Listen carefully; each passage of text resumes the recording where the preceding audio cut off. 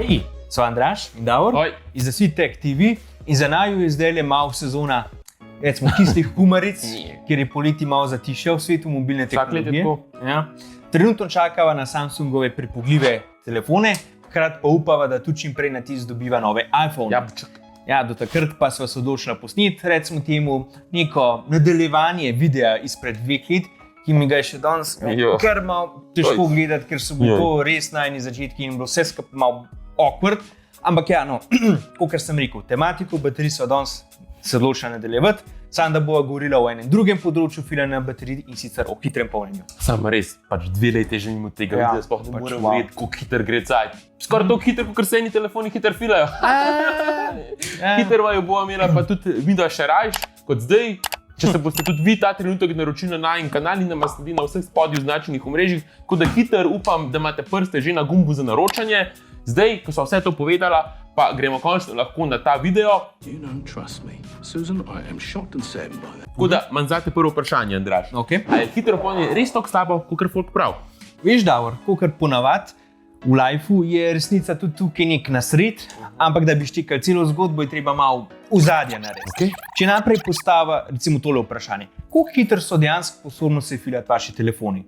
Zdaj večina, ki vas gleda tele najini videe, ima verjetno v svojih žepih telefone znamke Apple, Samsung ali pa Xiaomi, potem se najde še kakšen OnePlus, od ostalih je pa že dosti manj. Če imate najnovejšega iPhona, pa je maksimalna podprta hitrost polnjenja 27 W. Če imate pa te nove flagship Samsungove telefone, kot sta S22 Ultra, ki ga imam tudi jaz, pa S22 Plus, pol podpirata hitro polnjenje do 45 W, ampak že obična S22 ali pa S21 Ultra podpirata sam do 25 W. Čeprav, če smo realni, glede na to, da se sliši pod številkah, kada je razlika v hitrosti ogromna, pa take blazne razlike v hitrosti dejansko sploh ni. Mislim, maybe sam par minut, ki je, tako da se dejansko niti ne splača tistega 45-vatnega polnilca kupovati, ker je pač to drag. Če ste OnePlusovci in uporabljate njihove polnilce, lahko recimo OnePlus Nord 2 nafilate s 65 W v približno 30 minutah, če imate pa OnePlus 10 Pro, pa je hitro polnjenje pojačate lahko do maksimalno 80 W. Če imate pa recimo Xiaomi 12 Pro ali pa Poco F4 GT, ki so ga tudi testirala, pa lahko filate telefon z 120-vatnim polnilcem in ta telefon nafila v približno 17 minutah in je tudi komad ograven za prijet v roki. Še tam fun fact, trenutno so najhitrejši sicer da nafila telefon Realme GT Neo in sicer 150-vatnim polnilcem. Drugače pa Oppo že najavil, da bodo v prihodnosti ven kar 240-vatni super hiter polnilc, ki bo telefon nafilil v 9 minutah. Ne bi pa kljub temu pač izpolnil vse varnostne standarde. No, v glavnem, nore cifre za hitro polnjenje. Zdaj, kje so tisti cajti, Davor, ki se dal filati telefon s 5 W in je bil čisto dosti? Res ne vem. Hitro polnjenje je pa sigurno ena od tistih majhnih stvari, ki nam olajša življenje, pa se mogoče niti ne zavedamo. Mislim, kolikrat se mi je že zgodilo, da ste mogli nekaj hiter iti, časem ste mi pa lih sam še za en hiter skok po tuš, telefon je pa že skoraj crknil in ste se pizdili, ker se vmes ni skoraj nič nafilal. Hitro polnjenje je sigurno ful olajša take situacije, da vam ni več treba toliko skrbeti, če bo baterija zdržala oziroma koliko hitro se bo napolnila. Zato, če ste pač nekdo, kot tava recimo z mislimi, ali pa imate nek ful skrbi za kakšen dogodek, na katerega greste, pa zaradi takih stvari potem tudi pozabite lahko nafilati telefon. Ampak valjda, vsaka zgodba ima 2 plati kovanca in tam nastanek hitrega filanja ne bi bila to, da zelo hitro degradira baterijo, ker s tem zmanjša maksimalno kapaciteto polnjenja oziroma da slabša zdravje baterije. Zdaj, koliko je to res? Najprej se morate zavedati, da mobilna industrija dejansko teži k temu, da bi se telefoni hitrejše filali. Glih standard USB-C je zaslužen za to, da je možno telefoni filati vse tja do 100 W in več. In to je eden izmed mnogih razlogov, zakaj bi bilo fajn, da bi šel Apple končno na ta standard iz standarda Lightning. Kakor ste pa mogoče že slišali, ne bi naslednje leto tudi dejansko šel nanj, sej ne bi imeli telefoni iz linije iPhone 15 kot prvi v zgodovini Appleovih telefonov USB-C vhod.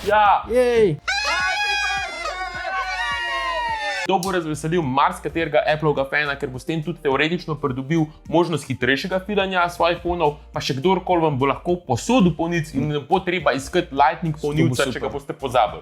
Če pa bo Apple to zares tudi dejansko omogočil, je pa drugo vprašanje, ker take govorice zdaj o USB-C na iPhonih poslušamo že zadnjih par let, zdaj še nič ni bilo, nažalost. Ja, upam, da bo pri tem pomagal tudi mandat za standardizacijo USB-C polnilcev, ki ga je ven dala Evropska unija. Ampak ja, dajmo se vrniti nazaj na hitro polnjenje. Tu je svoj delež pripomoglo tudi podjetje Qualcomm, ki se je njegovi čipi od leta 2020 naprej prav tako podpirajo hitro polnjenje do 100 W in več. Ob vsem tem pa vsi proizvajalci hkrati zraven delajo še na svojih tehnologijah in varovalkah, da bi omogočali ekstremno hiter in pa, kot je Davor že rekel, predvsem barvno polnjenje baterij, ja, ki ne bi prehitro degradiralo baterije. Zdaj, industrija gre torej v smeri hitrega polnjenja, to je jasen. In hiter polnjenje torej ni nek zroben izum, ki ne bi vam namerno uničeval telefone ali pa zdravje, temveč je tukaj, da vam ga olajša. Ampak kako to sploh naredijo? Odgovor je tak, da se vsak proizvajalec tega loti malo drugače. Kakor sva že pojasnila v svojem videu o baterijah in kako jih je pravilno polniti, ki bo pripet tukaj spodaj, so danes v telefonih litij-ionske baterije, pri katerih grejo litijevi ioni iz negativne strani oziroma katode na pozitivno stran oziroma anodo prek elektrolitičnega gela. Pri telefonih, ki podpirajo superhitro polnjenje, je ta plast gela še dodatno debelejša, samo zato, da ioni ne prepotuje prehiter iz ene strani na drugo. Medtem ko potuje, gre v vezje energija, ki napaja telefon. In ko so vsi na pozitivni strani nehajo potovati, energije ni več in telefon manj crkne.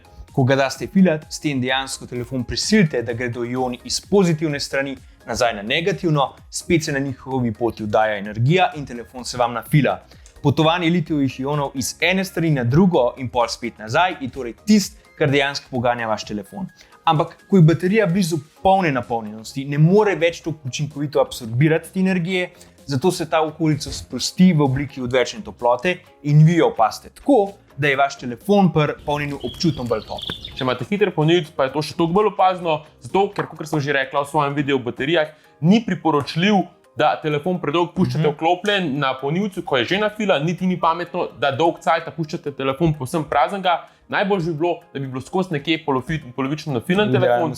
Mimogrede, še en fun fact, tudi če telefon filate z naprimer 120 W polnilcem, se bo telefon dejansko tako filil samo prvih par minut, potem pa bo upočasnil hitrost polnjenja, da ne bo generirane preveč toplote, ki bi vam kvarila baterijo. In ta toplota je problematična, ker lahko vašo baterijo degradira še bolj, kot se bo že itak sama tekom svoje življenjske dobe, ker bo elektrolitičen gel znotraj nje zaradi mnogih ciklov polnjenja in praznjenja počasi itak razpadel. Problem hitrega polnjenja je torej v bistvu problem, kva narediti to odvečno toploto, da ne bi še dodatno degradirala baterije in, kot sva že rekla, se ga proizvajalci lotevajo na več načinov. Recimo OnePlus, ki je tudi sicer poznan kot eden izmed pionirjev hitrega polnjenja, problem z odvečno toploto rešuje tako, da jo zadržuje že v samem polnilcu in ne v telefonu. To v praksi pomeni, da telefon dlje časa ob polnjenju ostane hladen, preden se zaradi polnjenja začne segrevati baterija, je pa tudi res, da mora biti zato polnilc pač večji.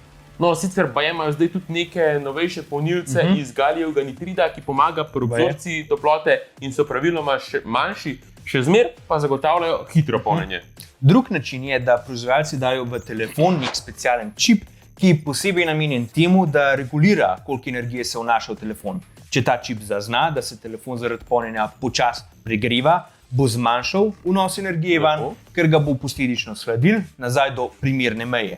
Ni pa to edini način. Zadnje cajte je ful popularna metoda, kjer proizvajalci baterijo v telefonu razdelijo na več celic, potem pa zraven vgradijo hardware, ki razdeli input energije v te celice. Meni se sicer to zdi super iznajdba, ker se celice polnijo posebej z različnimi hitrostmi in se ne proizvede toliko veliko toplote, kot drugače, ampak za polnilec in telefon pa je to še zmeraj isto, kot da bi bila baterija iz ene same celice, ki bi jo filal naenkrat. Je pa res, da tako ločevanje celic in vgradnje komponent za delitev energije zavzame tudi dodaten plus v telefonu, kar pomeni, da ni toliko prostora za samo baterijo, ki je zato praviloma pač nažalost manjša. Četrta metoda je pa najbolj tradicionalna, najbolj simpel.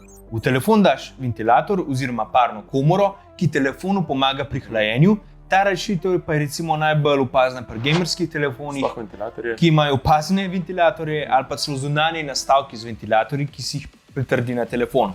Edina večja slabost tega sistema je, da je zaradi tega debelejši telefon in tudi manj priročen za handlanje. Pod črto, proizvajalci imajo veliko različnih možnosti, kako bodo handlali to toploto, je pa res, da gre večina za lastniške zadeve, ki jih nažalost ne delijo med sabo. Sem pa je skupno to, da držijo odvečno toploto pod kontrolo in da ta toplota dodatno ne degradira baterije, ki se že itak po malem degradira vsak let sproti. če vas zanima, koliko je sicer še normalno hiter, da vam baterija na leto se degradira, v 2 letih mora vaš telefon še zmeraj imeti maksimalno kapaciteto baterije vsaj 80%, ja? Kar pomeni, da je normalen, če vaša telefonska baterija na leto izgubi 10% maksimalne kapacitete. Kar je več od tega, pa je verjetno boljše, da greste in daste telefon v popravilo. Določeni proizvajalci, recimo Apple, imajo tako celo posebno sekcijo, imenovano zdravje baterije v razstavitvah, ki vam piše, koliko je maksimalna kapaciteta vaše baterije. Še ostala. Tudi sicer je tako, da je pri pametnih telefonih hardware samo en del zgodbe o tem, kako imeti pod kontrolo toploto, ki izvira iz hitrega polnjenja. Drug del pa je, kot ste verjetno že ugotovili, software, kjer poznamo kar nekaj rešitev. Naprimer, Samsungovi telefoni vam dajo možnost, da baterijo na njihovih telefonih maksimalno napolnite samo do 85% in tako poskrbite za daljšo življenjsko dobo baterije v teoriji, ker, kot smo že rekli v videu 2 let nazaj, je najbolj, če se telefon fila med cca 20 in 85% baterije. iPhoni imajo v softveru funkcijo, da če telefon dajete vsak večer pred spanjem filati, približno v istem cajtu, in ga nehate filati zjutraj, ko se zbudite, se bo telefon dejansko naučil vašega vzorca spanja in vam telefon čez noč nafilil vse do 80%. Potem pa bo počakal in vam ga v preostanku do 100% nafilil glih, preden se boste zbudili. Tudi na ta način boste pa šparali svojo baterijo, saj je to veliko boljši način, kot pa da imate telefon čez noč nafilan na 100%. To pa sigurno. Pod črto, toplota zaradi hitrega polnjenja je dejanski problem, ki lahko dodatno degradira vašo baterijo. Ampak proizvajalci imajo tako hardverske in softverske rešitve, ki ne bi pri tem pomagale, da se postopek degradacije upočasni oziroma da toplota ni še en dodatni dejavnik pri njeni degradaciji. Zdaj, ali verjamete proizvajalcem ali ne, da njihove rešitve res pripomorejo k temu, da vam hitro polnjenje ne uničuje baterije? To je pač stvar vsakega posameznika. Tudi zato, ker podjetja ne bi smeli sam nekako slepo verjeti na besedo oziroma na vse, kar rečejo, pa da njihove varovalke tudi dejansko ohranjajo baterije dlje časa pri življenjski dobi. Ne smemo namreč pozabiti, da imajo sicer baterije pri telefonih še zmeraj samo 1 leto garancije in čeprav njihova menjava ni draga, se vseeno lahko tukaj nabere kar zajetna vsota dodatnega denarja, ampak dobro, pustimo take teorije zarote za kakšen drug video, ne sodijo zdaj sem.